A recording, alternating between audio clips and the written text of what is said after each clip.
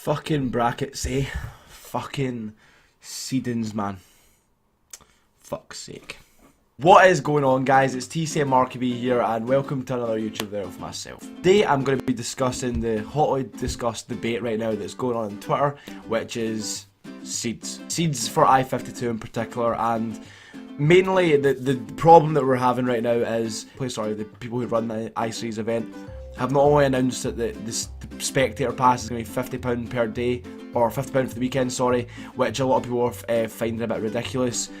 Top Mid, or who run the actual Call of Duty event, have also announced that the way they're going to be seeding the tournament for Call of Duty is going to be not only off seeding points from the last tournament, but also off opinions, which is a very inconclusive way of deciding things, in my opinion. The way I believe it should work, and the way I'm going to push forward to you guys to really sort of push towards Top Mid, is just going pure off seeding points.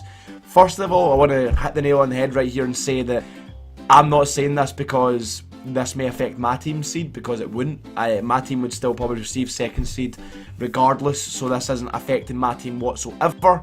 This is just my honest opinion, and really looking to help those guys who run the event just sort of reach a new level of organisation, in my opinion, the way it should be anyway. So, I mean, if you look at other events, you look at MLG, you look at UMG, I'm obviously using a lot of American events here in particular as an example, but they have a set way of seeding things. They have a set way, which is called the Pro Point system. That is the system they swear by. There's no opinions involved in this entire thing. Optic Nation have the second in Pro Points. They got, fair enough, they got top 4 this weekend, but are they the second best team in Call of Duty Ghosts? No, they're not. 100% not. There's no way that they would even say they are in the top 2 teams in Call of Duty Ghosts. Well, actually, nah, they might believe that, but honestly, I would say that you've just got to go off like a conclusive, fair way of doing it. And the fairest way of doing things, albeit you may get a few teams who sneak in there in the high ranks that may not be that high up, that is the fairest way you got to do it. You got to have a set seeding point system to seed these teams. That's mainly it. I just wanted to say that without this being done in this manner, I think you're just going to have an uproar. It happened at the last I-Series when opinions were used. You had Lightning Pandas being seeded higher than certain teams, and there was an absolute fucking uproar, and we just don't need that. We just don't need that sort of attention being brought around the organisers. We need just a good professional level of organising things, so there can be no complaints. There can be absolutely no complaints. If you done shit at the last event, well, that's your fault. If you didn't show up to the event, the last one, that is your fault. That is the reason your team may be seeded lower, and then ultimately may receive a harder bracket. You deserve, when you go to an event, in my opinion, you deserve to get those pro points or seeding points, whatever you want to call them, that help you seed yourself higher going into future events. That's sort of something that you deserve due to your continued support of these events and attending them yourself. So with that all being said, I want to go into the way I think brackets should be done.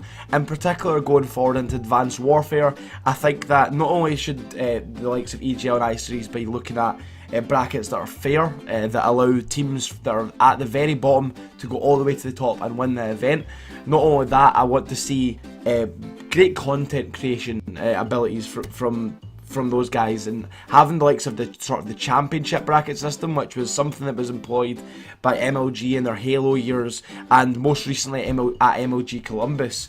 It really allows every single game that they have in the championship bracket to be a top quality match. For example, at MLG Columbus, it's a 3-day event, of course. On the Friday night, they start off with the top 12 matches, so they have 4 matches on the Friday night. They have 8th versus 9th seed, 7th versus 10th seed, 6th versus 11th seed, and 5th versus 12th seed. I think that's the way it works. Yes, that's 100% the way it works. Those matches are all played on the Friday night, and then top 4 seeds don't actually start until the Saturday morning. Obviously with 2-day events it would be a bit different, but that's the sort of way it works. It means every single match is on stream, it's all a top quality game. And then you go forward in the top 4 seeds first, which could be, for example, Epsilon, ourselves, Exertus, Tech, for example, I can't even think of any teams off the top of my head for some reason. But say for those were the top 4 teams, then the 4 teams that came out of the open bracket winners bracket would then play against us. So for example, the highest seed that comes out of the open bracket would then play the 4th seed, which would be Tech. The 2nd highest would play Xertus, 3rd highest play us, and then the least high seeded team that came out of the open bracket would then play against Epsilon. If you guys are still following what I mean, hopefully you are. Then there's 8 teams that come out of the losers bracket, so you're not guaranteed anywhere higher than top 24 when you're in the championship bracket, which basically just means those teams that are the top 12 teams should be getting top 24 anyway.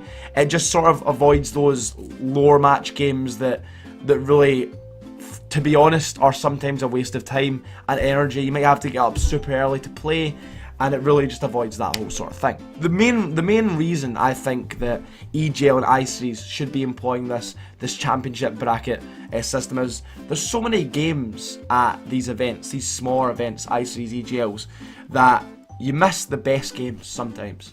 Sometimes the best games will be off stream because of the system that they employ, due to like a top quality team will always be starting off against a lower quality team at the very start of the tournament, whereas the very first game on stream could be 8th versus 9th seed for top 12 if they've done it in this fashion. Hopefully you guys can understand where I'm coming from, but basically it allows the content that is pushed out from those companies to be the best. It means the matches that are on stream are all top quality, and it means viewership. It means people watching throughout the whole weekend. I must admit that you do need like a decent amount of teams for this sort of to work properly. 29 teams like they had at like EGL, it would still work, but it wouldn't work very well. I would like to see that going into Advanced Warfare where more teams start attending events. I would like to see this system being employed. Who knows? I just think that this is the best possible way to go forward. Although I do like the league system with MLG, I don't think we're quite ready for that. I think that is the best possible way to do things, but there's just not enough top quality teams in Europe right now to do a sort of league format like that. That's my opinion on it, guys. That's basically the end of the video. I just wanted to gauge your guys' opinions on it also. I would like if you dropped a comment in the section below. Also give this video a like and hit that subscriber button also, guys.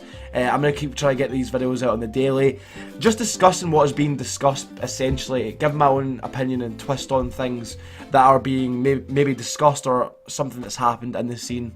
I'm leading down that way right now with Ghost being so stale. Just try and keep the content fresh and something that's sort of going on in the community at the minute. Thanks a lot, guys, for watching, and I'll see you all later.